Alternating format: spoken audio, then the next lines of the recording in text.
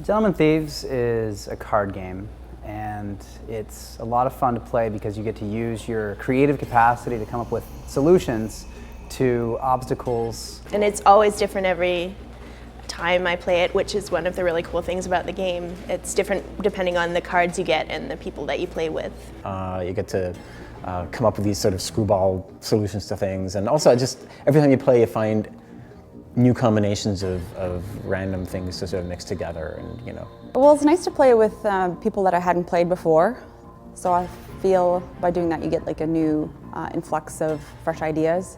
Like a steel door dropping down in front of you, and you know you're stuck with these gear cards, and you've got to try to figure out a way with your own imagination how you're going to use a pile of soaked rags and a few bits of twine and some fluff, and figure out how to get past a steel door. And you get some really interesting stories. People come up with some pretty interesting things to get past the obstacles.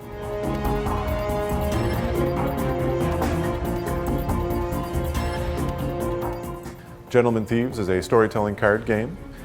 Each player is a thief, and they're armed with gear cards, which represent tools and gadgets that help them break into buildings.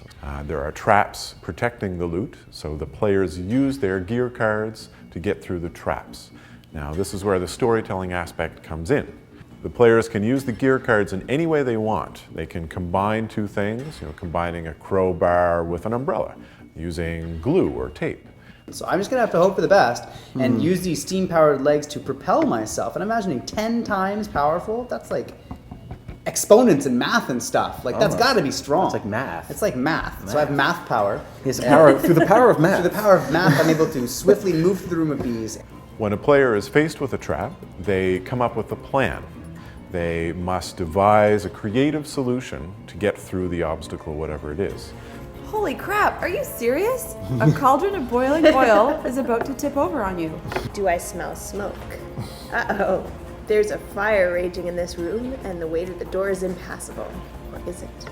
So each player on their turn must put together a plan, describe what they do in that room.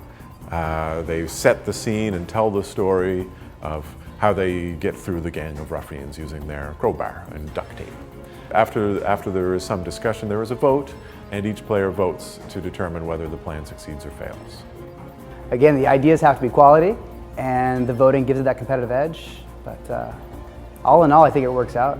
You can play to win, you can play to have, a lot of laughs. Try for both. In the deck of gear cards are blank cards, and players draw these blank cards at random. A blank card gives the player an opportunity to create something new. So who knows what will be created? It's totally up to the imagination of the players who are playing the game.